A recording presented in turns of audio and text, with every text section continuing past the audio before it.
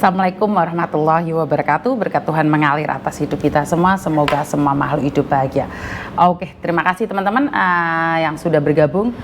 Terima kasih sekali. Bagaimana kabarnya hari ini ya? Saya semakin hitam kelam. Waduh, hitam kelam ya karena panas dan kalian kademen. Ya ini seperti kemarin waktu saya tinggalkan Hongkong, udan itu beres. Sampai banjir-banjir, saya di sini nggak tahu apa-apa. Begitu juga hari ini di Hongkong dingin sekali, dan saya di Indonesia ternyata kepanasan sampai jeliteng. Aduh, piye kabari kabeh konco-konco yang ada di sana sudah hadir semua. Oke, banyak sekali yang menanyakan, Miss kemarin itu acaranya apa? Kok meme dimandiin? Waduh, ini sebenarnya nggak ada acara apa-apa ya Mbak ya. Narsih Pesek, terima kasih, selamat pagi yang sudah hadir. Jadi acaranya apa Miss? Nah, nggak ada acara. Nia Octavia, terima kasih sekali. Jadi itu adalah bagaimana ya saya bilang ya. Jadi sambil ngabsen pagi ya, sambil saya ngabsen pagi ini, Mbak Narsih Pesek, Mbak Nia Octavia, Mbak Aliza Ariana, Sisuka, terima kasih. Sisuka Mayori, Avi, terima kasih. Helena, Avi Azara ya, Helena Dewi, terima kasih. Ade Suprabdi, Nurmala Sari, terima kasih. Narsih Pesek, Miss gimana kabarnya bunga-bunga yang ada di kantor Miss? Dona 123 pagi Miss. Kaisa Reza, Beni Wayai, good morning Miss.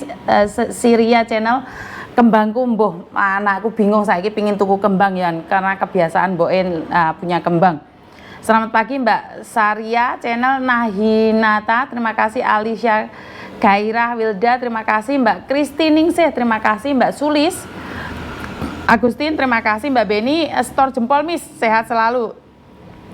Mbak Watini, Mbak Kaisya, terima kasih, dan sukses selalu buat kalian. Mbak Ragil Semarang, Mbak Sri Minarni, Nuna Soju, terima kasih juga. Bahagia sekali saya bisa menyapa Nurmala Sari, Saria Channel, Taiwan hadir ya Miss. Nah, Angel Imut, selamat pagi Miss Yuni Saikong Nyimak, terima kasih. Banyak sekali yang menanyakan kenapa Miss Yuni nggak ngangkat telepon. Miss Yuni ngangkat telepon, tapi berhubung sekarang di Indonesia itu kangelan Mbak, sinyalnya Mbak. Walaupun kelihatan online itu yang jawabin Koko Thomas ya. Karena Koko Thomas punya akses WhatsApp saya. Jadi Koko Thomas tuh punya akses WhatsApp saya. Jadi kalau kalian kok kelihatan online Miss itu apakah Miss Yuni? Bukan, itu Koko Thomas. Koko Thomas itu bisa ngecek Facebook saya juga. Facebook, YouTube dan juga WhatsApp saya. Jadi kalau kalian mengira bahwa Miss Yuni semuanya itu Miss Yuni, enggak. Miss Yuni anaknya Miss Yuni juga bisa online. Karena Koko Thomas punya akses di Facebooknya Miss Yuni dan YouTube serta WhatsAppnya Miss Yuni. Oke. Mbak Kolifatu, terima kasih. Mbak Suparmi Emi, terima kasih. Lutfia Anggoro, JFF, terima kasih. Atik Nurpoint hadir Miss. Binti Adidi, terima kasih. Mbak Yumi Josan Miss, Tiu Kengleng Saria Channel. Oh, Miss Yuni di Indonesia, betul Mbak. Liu Zayan, akhirnya aku bisa mengikuti live Babune Cino. Waalaikumsalam yang dari Tiu Kengleng. Zia Kalisa, Kurnia Salsabila, waalaikumsalam. Mbak Sri Handayani, waalaikumsalam yang dari Ponorogo. Segar Arum, Sugeng Injing, Ragil Semarang, gimana kabarnya Mbak Yuni? Angel Imut, terima kasih sudah disebut, terima kasih sekali. Jadi kabar di Indonesia ya wis ngene iki nyantai, jadi sinyal juga nyantai. Ya keadaannya nyantai-nyantainya. Kasniti Kasih, terima kasih sekali. Jadi Mbak Lia sayang, terima kasih juga. Jadi banyak yang menanyakan. Waduh. Banyak yang menanyakan Miss, piye iki Miss, ana apa Miss, ana apa? Jadi Mbak Intan Sari, terima kasih ya. Jadi saya cuma pingin bilang kemarin itu kenapa meme mandi kembang? Ya, karena adat saya Jawa dan Madura saya masih kental Mbak. Dan ke-Chinesean saya juga kental. Jadi mau tidak mau, suka tidak suka, saya masih memakai tradisi-tradisi yang ada. Jadi kalau di Hongkong saya Lebaran Cina saya harus melakukan seperti ini, seperti itu tuh saya mengikuti tradisi keluarga saya. Jadi kemarin meme ruatan dan suatu saat Koko Thomas juga ruatan. Jadi kita kita selalu ada apa ya? Ada tradisi. Satu-satu tempat mungkin tidak sama, satu-satu tempat tidak sama, dan saya tidak bisa menjelaskannya untuk apa dan kenapa. Karena ini adalah tradisi keluarga kami. Jadi kami saat umur 17 tahun, walaupun anak satu tunggal itu harus diruat, punya anak 2 diruat, punya anak 3 diruat. Jadi ruat itu kayaknya rasa syukur ya, rasa syukur, terus ngingatin anak kita bahwa yang mori itu kan putih toh, artinya adalah ngingetin bahwa kita itu sebenarnya cuma dibungkus dengan mori aja. Kita nggak boleh sombong, nggak boleh sok pinter, nggak boleh sok tahu, nggak boleh sok apapun. Jadi mori putih itu ditutupkan pada muka, artinya adalah mengingatkan dia suatu saat di usia 17, kita sebagai keluarga sudah pernah mengingatkan dia. Seumur hidup dia pernah diingatkan oleh keluarga, bahkan keluarga memandikannya. Jadi itu ritual atau gimana, Miss? Kalau dibilang ritual enggak juga ya, karena itu adalah tradisi keluarga. Satu-satu keluarga mungkin beda, mungkin kalian keluargaku nggak gitu-gitu amat, Miss, ya nggak apa-apa. Memang satu-satu keluarga nggak sama. Jadi saya tidak bilang Miss Yuni kenapa harus seperti itu, harus seperti ini, ya nggak ada masalah kan. Satu-satu keluarga punya tradisinya masing-masing. Jadi buat teman-teman yang menanyakan kemarin, Meme kenapa harus mandi kembang? Ya karena itu tradisi keluarga kami, di mana kami ingin mengingatkan Meme. Oke, kamu sudah umur 17 tahun nih. Langkah apa yang ingin kamu buat? Setelah lulus SMA, apakah kamu ingin menikah atau kamu ingin kuliah? Itu hak. Jadi saya pribadi itu tidak pernah melarang anak saya melakukan apapun. Jadi anak saya itu berhak. Jadi kita mandiin bunga itu adalah ngelepas. Intinya adalah melepaskan dan mengingatkan dia bahwa kamu itu sudah 17 tahun, kamu berhak menentukan pilihanmu. Jika kamu ingin lanjut sekolah silahkan, kalau kamu ingin menikah silahkan. Karena saya beda dengan orang-orang lain ya, saya pribadi, saya tidak melarang anak saya, kamu nggak boleh ini seperti itu, enggak. Saya selalu katakan sama Meme, kamu boleh seperti ini. Tapi kalau kamu seperti ini, resikonya seperti ini. Tapi kalau kamu seperti ini, resikonya seperti ini. Jadi kami sebagai orang tua hanya punya mandat untuk mengingatkan. Kita nggak bisa melarang anak saya melakukan sesuatu. Kita soalnya nggak bisa stealing dia, nyolong Miss, no. Nyeteling gitu Mbak, apa ya maksudnya mendelokkan setiap hari kan nggak bisa. Anak saya juga berhak dong untuk bahagia, dia juga berhak untuk mencari teman, dia berhak untuk keluar, dia berhak apapun. Cuman kami sebagai keluarga pernah mengingatkan dia, oke, di usiamu 17 tahun, ingat kita mandiin kamu satu keluarga, mandi bunga. Jadi kami udah mandiin kamu dengan bunga, artinya adalah kamu harus tahu bahwa saat kami memandikan bunga, kamu sudah dewasa dan kamu berhak menentukan pilihanmu sendiri. Seandainya pilihanmu salah, yang tanggung resiko adalah kamu, bukan kita, Mbak. Jadi saya selalu mengingatkan, kalau kamu pacaran, hamil, sebelum menikah, itu resikonya ada di kamu, bukan saya loh. Saya punya anak cewek loh. Saya katakan, resikonya bukan saya, yang malu kamu kok. Yang melahirkan kamu, bukan saya. Saya ngomong kayak gitu sama anak saya. Kalau kamu menikah muda, jangan menyesal. Kalau kamu tua, kamu tidak bisa bekerja, atau akhirnya kamu sama seperti mbokmu harus merantau ke luar negeri dan meninggalkan anak-anakmu. Jadi saya pribadi itu lebih open. Begitu juga dengan Thomas. Saya katakan sama Thomas, dulu saya melarang dia berpacaran dengan cewek dari Taiwan karena saya memang tidak ingin anak laki-laki saya ikut istrinya. Saya itu tidak ingin anak laki-laki saya itu ikut istrinya, apalagi di Taiwan. Jadi saya bilang sama anak saya, kalau kamu teruskan sama pacarmu yang di Taiwan silakan. Tapi saya tidak merestui. Akhirnya putus. Dan sekarang aku bilang sama dia, kalau kamu ingin menikah ya, saya pribadi ini menginginkan kamu nikah sama orang Indonesia. Secara pribadi saya menginginkan Thomas nikah sama orang Indonesia. Tapi sekali lagi itu jodoh, Tuhan yang ngatur. Jadi saya tidak pernah memaksa anak-anak saya dengan cara saya. Cuman saya sudah mengingatkan, kalau kamu seperti ini maka akan seperti itu. Kalau kamu seperti itu maka akan seperti ini. Aku juga tegas sama adikku, sekolah, kuliah aku semua tanggung. Lepas lulus kamu mau bagaimana terserah. Yang penting buatlah bangga keluarga, itu saja. Alhamdulillah lulus kuliah langsung kerja. Always support you Miss Yuni. Oke, Miss Yuni dulu kerja di Hong Kong 2 kali, tidak pernah finish 2 tahun. Tapi pas daftar lagi ketiga katanya saya di backlist. Di Indo saya sudah pulang 5 tahun, pas daftar lagi ke Hong Kong malah ditolak beberapa PT. Iya Mbak, karena takut datamu nggak bisa masuk juga. Pagi Miss, terima kasih. Jadi banyak nih teman-teman yang apa ya, ini harus contoh Miss Yuni biar anak nggak tertekan. Iya Mbak, akhir-akhir ini kita menuntut anak kita sempurna, tapi kita lupa bahwa kita itu merantau jauh dari keluarga dan anak-anak kita sendiri di rumah. Jadi ruatan ini hanya untuk mengingatkan anak saya bahwa kami sekeluarga ada untukmu, kami ada buat kamu, tapi langkahmu yang menentukan itu adalah kamu sendiri. Ini nggak ditanyakan lagi ya. Kenapa Miss? Itu ritual atau apa? Nggak ada. Jadi kalau ritual kan harus malam Jumat Kliwon jam 12 malam atau seperti apa ya? Ini enggak.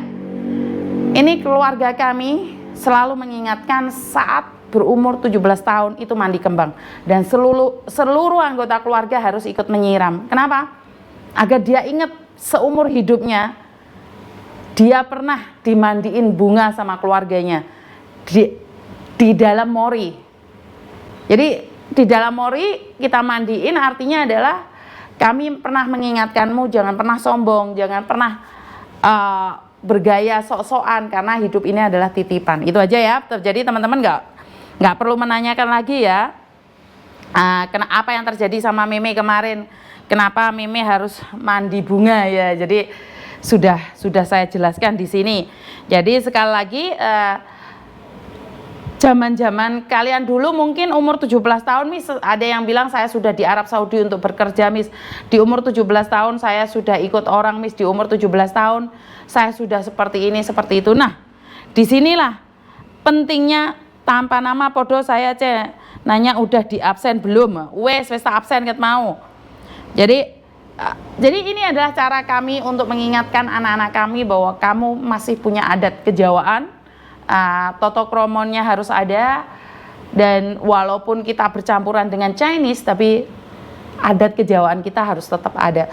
Saat saya ada di Hong Kong, saya tetap memakai tradisi-tradisi Jawa saya, tradisi Chinese saya masih tetap pakai. Jadi ada yang bilang nih, Meme kemarin jualan makanan itu kok anaknya di Pulau Soro kongkon dodolan di sekolahan, uang tuane di luar negeri kok nggak ngekei uang buat anak-anaknya. Ini tanggapan yang salah ya. Jadi anak lebih bisa punya tanggung jawab dan terarah. Betul Mbak. Pagi Miss Yuni ketinggalan live, semoga Miss Yuni sehat selalu. Terima kasih sekali. Salam adem, salam panas Mbak, keringetan gobios nih gini. Jadi buat teman-teman, kadang kita berbeda pandangan, kadang kita berbeda dalam segi pengetahuan, dan juga kita berbeda dari background ya. Ada yang background dari keluarga yang kaya raya, ada yang background dengan keluarga yang biasa saja, ada yang background dengan pendidikan tinggi, ada yang background dengan pendidikan yang biasa saja. Contohnya saya S2, SD dan SMP, tapi saya bersyukur karena saya dilahirkan dari keluarga yang sangat menjunjung tinggi adat istiadat, unggah-ungguh dan pekewuh. Jadi di atas kepandaian kita, di atas kepintaran kita harus punya rasa kebijaksanaan juga. Jadi saat kita bijaksana menanggapin segalanya, saya rasa hidup itu lebih damai ya. Jadi tidak termarah-marah dengan keadaan, tidak kecewa dengan keadaan. Jadi selalu ada rasa tenggang rasa. Jadi peraturan harus ditaatin. Tapi kadang-kadang namanya hidup kan tidak berpaku pada peraturan. Karena hidup ini tidak hanya hitam dan putih. Saya ingatkan sekali lagi, hidup ini tidak hanya hitam dan putih. Dan tidak ada yang mengatakan bahwa saya penggiat PMI. Saya tidak tahu dari mana saya dikatakan adalah penggiat PMI. Saya itu influencer, YouTuber. Jadi kalau ada yang bilang saya penggiat, itu saya tidak setuju ya. Karena waktu diundang oleh Kick Andy ataupun di RRI atau dimanapun, saya tidak mengatakan diri saya adalah penggiat. Saya lebih memilih untuk Dulu saya nggak tahu menamakan diri saya siapa, tapi karena atas dukungan kalian, saya punya nama adalah influencer. Jadi sudah menjadi pekerjaan karena saya dapatkan uang dari kengocehan saya. Jadi saya bukan penggiat, karena saya sendiri tidak tahu penggiat itu apa dan harus bersama siapa. Kalau seorang penggiat, kalau saya bergerak secara pribadi atas dasar hati nurani, peraturan harus dijunjung tinggi, tapi sekali lagi hidup ini penuh warna. Warnanya bukan cuman hitam dan putih. Jadi warna itu ada yang abu-abu, bahkan ada yang pelangi, ya wes.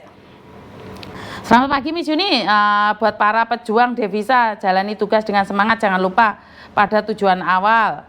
Jan Cayo, oke. Ini ada telepon perlu diangkat nggak, Mbak? Ini ada telepon perlu diangkat nggak ini kira-kira? Soalnya Sowi gak ngangkat telepon ya. Oke, tak angkat dulu. Halo? Cosan, Je.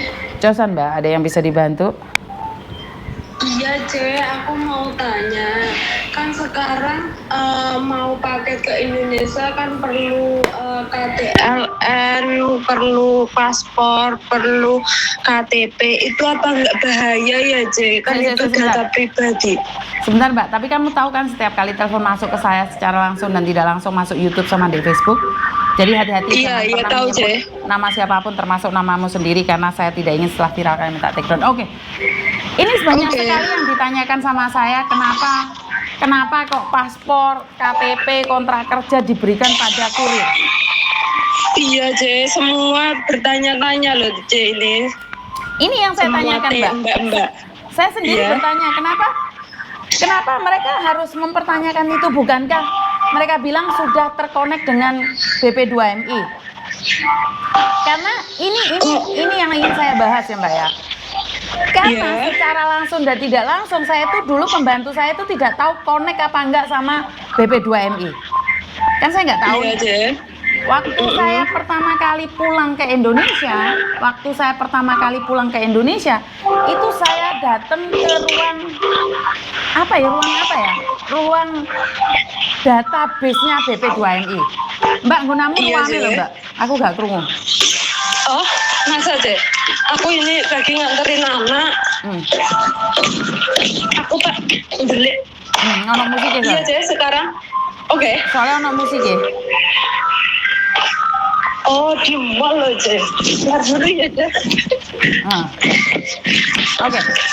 Soalnya kenapa? Iya, Karena kalau terkonek itu secara langsung. Oke, mungkin sampai dengarkan live-ku aja, Mbak. Ntar sampai tak telepon lagi. Iya, Je. Soalnya musikmu banter lah. Oh, apa aku ke Jisoo ya, Je? Ntar dulu, Je. Aku tak ke Jisoo. Oke, kamu dengarkan aja ya. Soalnya di Jisoo mestinya no musik ya, Mbak. Oh, sini oke loh. Oke, jadi ini yang saya tanyakan ya. Kenapa kurir itu minta paspor kalian, KTP, kontrak kerja? Ini menurut saya pribadi itu bahaya loh. Iya, Je. Kemarin itu ada yang nanya sama saya karena saya pikir bahwa itu sudah terkonek dengan KJRI dan BP2MI itu udah konek. Saya nggak tahu, tapi kan nggak mungkin konek sama kurir. Oh, paham nggak? Iya paham, Je. Jadi saya tidak tahu bagaimana kurir ini punya data kalian. Kenapa kok data kalian harus dikirimkan pada kurir? Ini yang perlu saya tanyakan sebenarnya. Makanya itu, Je, kan aku ikut itu loh, Je, majikanku semua kan polisi, terus aku nggak bisa, aku itu pegang pasporku aja nggak boleh loh, Je, takutnya dihutangi, dipinjemin di bank apa gitu. Aku kan nggak punya itu fotokopi, terus aku gimana, kan mau pulang keadaan, terus barang-barangku banyak tapi kok mintanya kayak gitu, aku gitu. Makanya aku maka dari itu saya nggak tahu nih, Mbak, kenapa mereka tidak terkonek antara paketan. Sebenarnya gini loh, kalau kamu nanya apakah kamu terdaftar di Cisco, semua orang yang renew kontrak lewat KJRI itu terkonek di Cisco. Iya. Secara langsung dan tidak langsung itu terkonek di Cisco. Siapapun Sebenarnya di BP2MI itu tinggal ketik namanya saja sama tanggal lahirnya, itu udah ketemu, Mbak. Itu Nah, pasti. makanya itu deh. Nah ini yang sebenarnya saya tanyakan, Mbak. Ini yang saya tanyakan, tapi kayaknya nggak ada yang peduli nih. Padahal di BP2MI itu sudah mengkonekkan antara bea cukai atau apa gitu loh. Mereka kan sudah bersinergi satu sama lain toh, tapi kenapa harus data kalian dikasihkan sama kurir? Itu yang saya pertanyakan. Itu yang saya pertanyakan. Dan saya belum ada jawabannya, Mbak. Apakah itu bahaya? Kalau saya pribadi saya katakan bahaya. Karena pihak kurir itu tidak seharusnya mengetahui data-datamu. Yang penting nomor paspor sudah dikasihkan, namamu sudah dikasihkan, saya serasa itu sudah terkonek. Oh oke Je, terus dianya minta foto minta foto di WhatsApp loh. Nah itu yang saya tidak berani jawab, Mbak. Karena kalau saya pribadi itu nggak boleh, tapi mereka nggak mau market kamu nggak ada itunya. Karena mereka berpikir mereka tidak tahu. Karena mereka mikir bahwa mereka tidak tahu apakah kamu pembantu atau bukan. Oh gitu. Tapi kok minjamnya kayak gitu ya aku ya nggak berani Je, mendingan nggak usah pakai tuh Je kalau kayak gitu, itu kan bahaya toh. Karena itu saya lebih menyarankan kalian nggak usah pakai toh. Saya pribadi itu menyarankan kalian nggak usah paket. Karena kalau paket datamu dipegang orang lain, saya nggak setuju, Mbak. Saya pribadi saya nggak setuju. Oh itu apa nggak bisa dirundingkan kayak gitu saja aslinya? Lah mau pikir Miss Yuni ki wong dalem apa ya apa kon ngerunding-ngerunding iki? Hah? Kan Miss Yuni kan terdepan. Oh, terdepan ya kan nembak terdepan. Dari dulu memang bisa diberikan sama kurir ya. Tapi kan akhir-akhir ini data kita bocor terus sama orang toh. Penipuan itu tahu data kita itu dari mana. Makanya kita lebih berhati-hati aja kalau saya. Dari dulu saya kirim itu pakai paspor Miss, ya ora apa-apa. Sementing datamu gak dikene wong liya. Makanya Je, itu gimana ya Je? Ya saya selalu bilang nggak usah paket, kirim mentahnya aja. Tak kasih tahu Mbak, Indonesia apapun itu ada Mbak. Tak kasih tahu Indonesia apapun ada. Karinari duwe. Indonesia ya apapun ada. Karinari duwe, wis ora usah paket. Ya, tapi udah terlanjur menumpuk loh Je, gimana? Yo ngelundasku Mbak. Ngelundasku. Kan kalau belum terlanjur menumpuk aku ya enggak saya tak tanyain barang yang bisa dikirim mendapatkan kegratisan dari bea cukai cuma 15 lembar. Bajumu seharat-harat. Kirim paketnya larang. Ra rugi gue. Terserah lah, sampai sini cuma ngingetin loh. Oh di sana di Indonesia juga disuruh bayar. Iya, enggak kan ditulis itu kirim barang harus berapa pieces. Lah klambi sempak katok 15 pieces ya wis entek to. Makanya itu ntar apalagi kan itu tuh tasku kan dari majikan itu toh, tasku kan ada brandnya, ntar malah aku disuruh bayar bea cukai itu pastinya. Iya wes aku rawani jawab, intinya mereka sudah memberikan peraturan berapa pieces gue ngirimno paketane regane 750 podo setara mbek 1.500.000 terus tuku barangnya piro. Lah diomong kirim mentahane kok. Ya malah mabut nggih sih. Lah iya. Oh alah. Ya udah kalau gitu. Lek kamu tidak ingin memberikan paspor, KTP-mu, kontrak kerjamu pada paketan, ya jangan paket. Ya jangan paket. Oke Je. Wes nggak usah aman. paket aja kalau gitu. Aman dari godaan setan. Oh makasih ya Je ya solusinya. Oke, jadi buat teman-teman karena saya sendiri tidak tahu ya. Saya tidak tahu. Saya sudah mencoba yang terbaik. Peraturannya semakin dipersulit karena ternyata PMI ini adalah satu ajang yang buat makan porak-poranda atau gimana sih? Saya nggak paham ya, karena saya rasa masih banyak yang lebih penting lagi. Kenapa PMI paketan barang ini terus menjadi keresahan saja? Jangan aku ora paham lah Mbak, dan saya nggak tahu peraturannya harus seperti apa dan bagaimana. Sekali lagi buat teman-teman yang tidak ingin datanya dikasihkan orang, lebih baik nggak usah paket. Itu saran saya, itu saran terbaik dari saya, nggak usah paket. Jadi kalian paket, kamu memberikan identitasmu pada orang lain dan akhirnya diodol-odol. Itu yang terjadi, dan paketannya cuma berapa pieces saja. Kemarin saya sempat